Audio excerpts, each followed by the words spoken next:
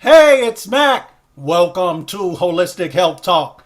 Hey, today's topic is about transitioning to a vegan, vegetarian, or pescatarian lifestyle. I'm in a couple of online groups with vegans, vegetarians, and all of that. And a lot of times I hear people asking, hey, how do you make these vegan foods? Or have anybody had so much trouble changing to become a vegetarian or vegan? Or people would be asking for help. What's the proper way to transition into a vegetarian lifestyle? Because I'm having some trouble doing that. So that is what prompted me to do this video. So if you're interested in transitioning to a vegan, vegetarian, or pescatarian lifestyle, hey, don't go anywhere. And we're going to get right into it. So, I have been vegetarian for decades. And I'm telling you, it has really changed my life. But the switch to vegan or pescatarian, it might seem a little daunting at first, but the key is consistency. You have to take steps, not leaps and bounds, unless you're the type of person that can change overnight. It took me a year or two to make my transition into vegetarianism. You don't have to be discouraged if you fall off the wagon a few times, because many people do. Each and every plant-based meal makes a difference for your health, the animals, and the planet. When you can get rid of beef and pork out of your diet, I would say welcome to vegetarianism. It took me maybe just shy of a year to get off of beef and pork. But as far as I'm concerned, once you get off of those products, you are a vegetarian. Now, let's talk about that. Beef and pork. These are two meats that you really need to eliminate to start on your path to vegetarianism. Research shows that our bodies cannot properly process red meat. The average American has about 15 to 20 pounds, if not more, of waste or undigested proteins in their gut. Now, excuse me, I'm going to use my notes a little bit here so I don't miss any important information. So what you want to do is cut down, or the frequency that you eat these meats need to lessen. Or substituting. That's something that I did. I kind of weaned myself. Back when I was trying to transition to vegetarianism, there wasn't a lot of the plant-based products that they have today. So I did a lot of turkey and some of the vegetarian style products that they have in some of the health food stores.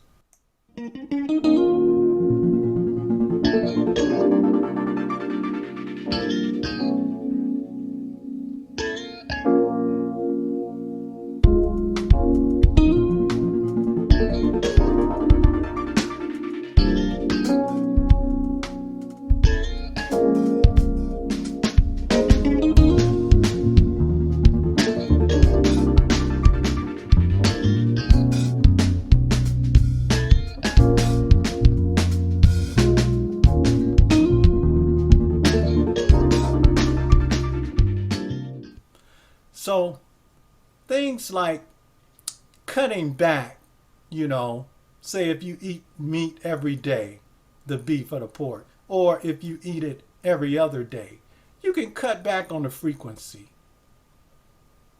I believe that, when you take these kind of steps, it will help you to reach your long-term goals and maybe not fall off the wagon, so to speak, so much.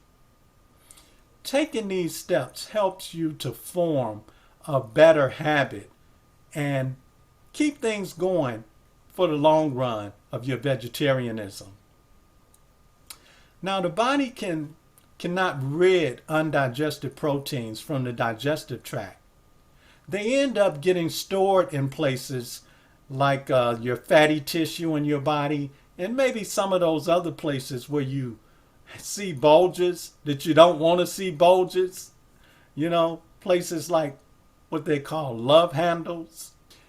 I suggest a good herbal cleanse in order to get rid of this type of waste. Because, these herbs can do so many things, like scrub the colon wall.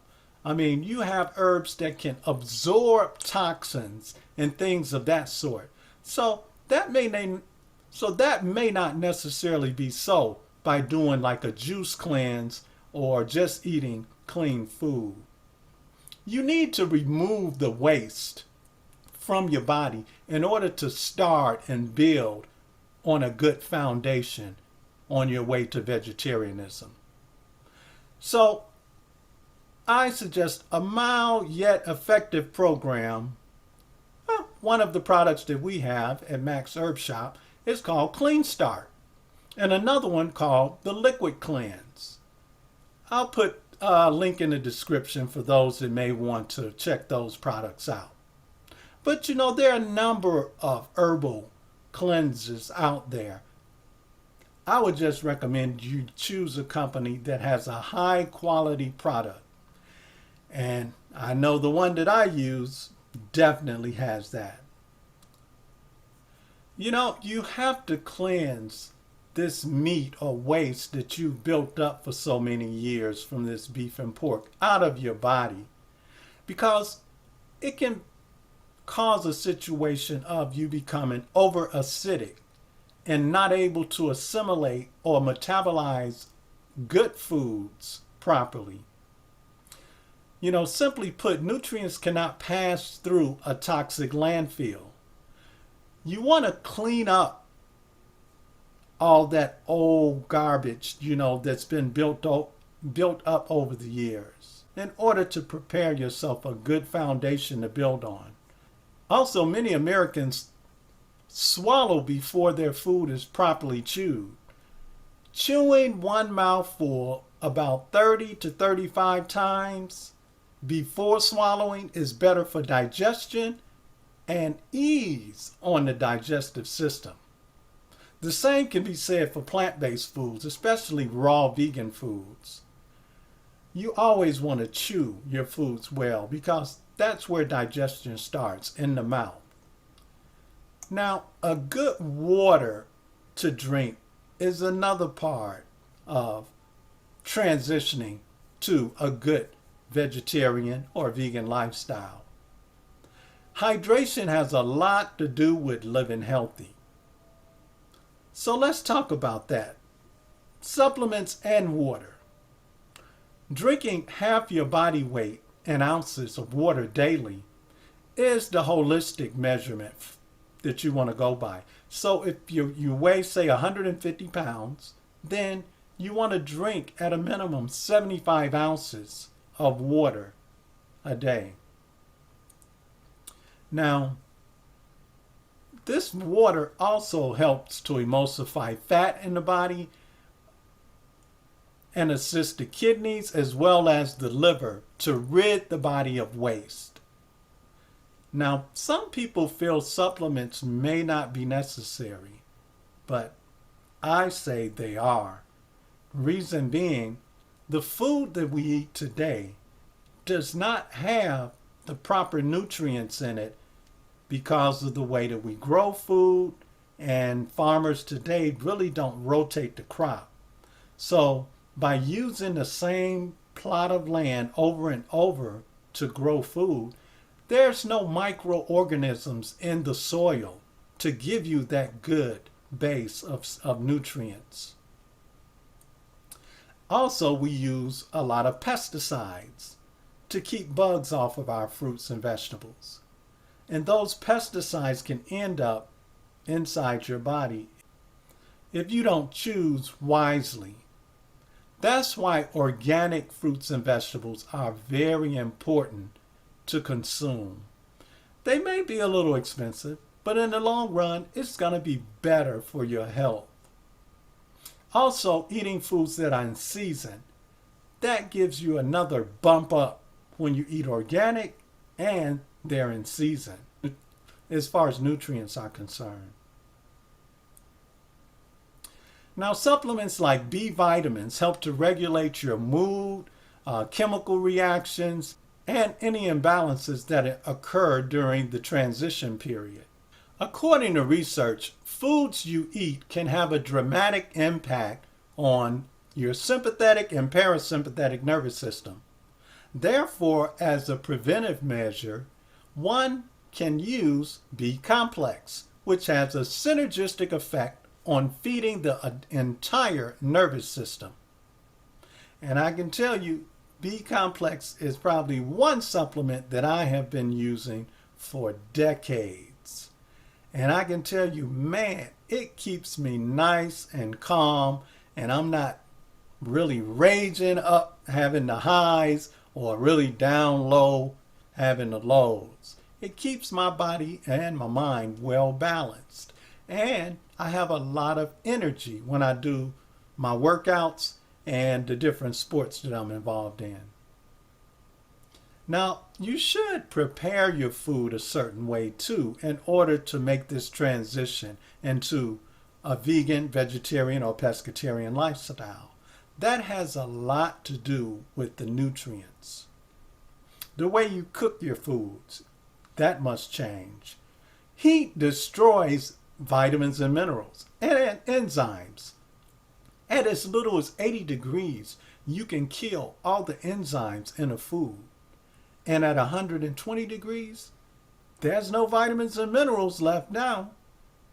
So let me tell you about the protocol for preparing foods that I recommend.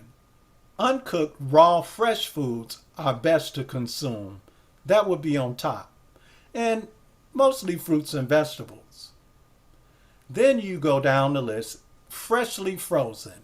If you get your nice fresh picked food from the farmers markets or from, maybe some of you live near farms where you can get it straight from the farm, or you grow your own. And if you don't want to eat or consume them right away, stick them in the freezer. Have your nice freezer bags that will protect it. And freshly frozen foods are the second best way to consume. Then you go down to like dehydrated or steamed.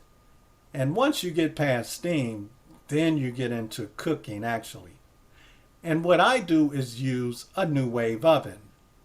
The new wave oven is basically cooking your food just with warm air that circulates around, and it actually blows the fat to the bottom of the pan, and you don't have to use oil. I mean, man, I've been using my new wave oven for, it's probably been about a decade at least since I've had one. And nowadays you hear a lot about air fryers. I imagine they would be just as well if you can't find a new wave oven. So, just to reiterate, the best nutrient-dense foods are not cooked at all. So that's when you're consuming foods, if you've ever heard the term raw vegan. Raw vegan dishes and raw vegan foods are not cooked with any heat at all. They're just fruits, vegetables, grains, beans, legumes, and things like that you prepare for a meal. And they need little to no heat. It's best if they have no heat. And you have to eliminate frying on your journey to vegetarianism. Frying and deep frying, those things you have to let go. If you're still in the transition period, then you may want to use an oil like peanut oil. What I found from my research is peanut oil has a high heat point, but it does not turn rancid in the body like other oils do. Peanut oil is a real good oil to use, and some people use it, you may know, around Thanksgiving to deep fry their turkeys. And I would suggest that is a good oil to use in. Now, stir frying don't use as much heat as frying and deep frying. And there are lots of meals you can make just by stir frying. And I would suggest using olive oil because there are two types of olive oil. You can use one on cold salads and cold dishes, and there's another olive oil that's specifically made for heat, and you can use it for stir frying. Olive oil is one of the healthiest oils that you want to use because it's a monosaturated oil. Now, monosaturated oils are a lot better to use than polysaturated or saturated. When you're using saturated oils, that's things like lard or any oil at room temperature that gets hard. That includes coconut oil.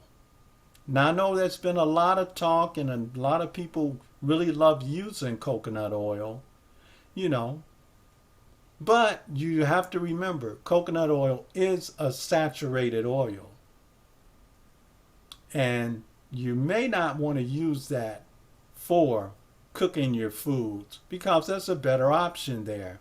You can use olive oil or peanut oil or any other. There's a number of others, monosaturated oils like canola oil and some others. Maybe I'll shoot it up on the screen here so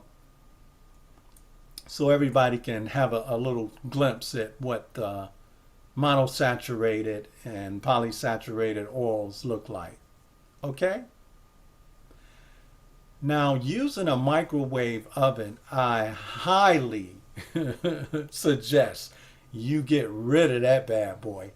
Give it away if you can, or throw it away because you don't really want to use a microwave when you're trying to transition or eat a healthier way, a healthier lifestyle.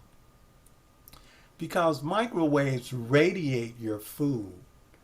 They literally turn your food into something that the body can't recognize. Just let me tell you this. I know when I had a microwave back in the decades long ago, I used to like spread some butter on bread and have it toasted because I always like to put it in the microwave to melt the butter. Now when you do that, I don't care how long it is, you put that bread in there and let it warm up and the butter's all melted and oh man, it's gonna be good. You will notice that if you don't eat that bread fast enough, it will start to get hard. The reason it's getting hard is because the microwave has changed that bread's physical structure. Or its chemical structure. It's no longer food. And when you eat and consume that food that's been in a microwave, your body does not recognize it as food. Therefore, if it don't recognize it as food, it don't know what to do with it. So now you're adding to those places where your body's going to tuck or shove that unknown substance in those areas, in the fatty tissues or places where they call those love handles or that extra lower belly that some of us may have. And I don't think you want that. So don't mess with microwaves. You're going to have to give them up if you really want to be healthy. Now, sometimes you may, get a little craving for some of your old foods or things like that. Or especially if you're out, and you're out late at an event somewhere and you can't get the vegetarian or the vegan foods that you want, then those times you may want to carry some of what I call healthy junk with you. These are just like snacks, vegetarian or vegan snacks that you can buy in most health food stores that will kind of tide you over when you can't get to your normal foods. Things like the vegan or vegetarian chips or nuts or Even fruits, they have these different fruit rolls or whatever that are vegetarian or vegan.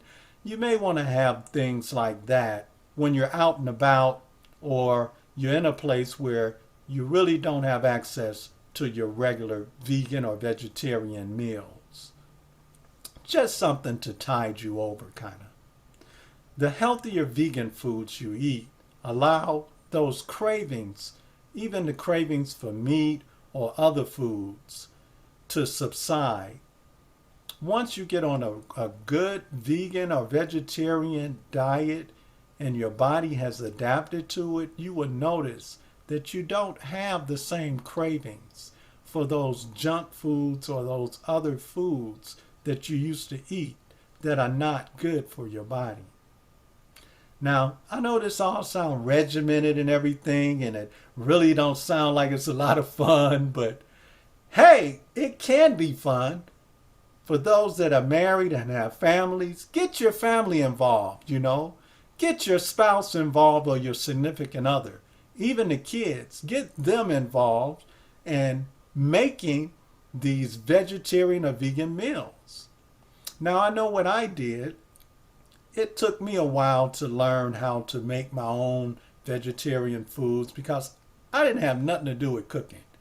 I was not a cook and I didn't even like cooking.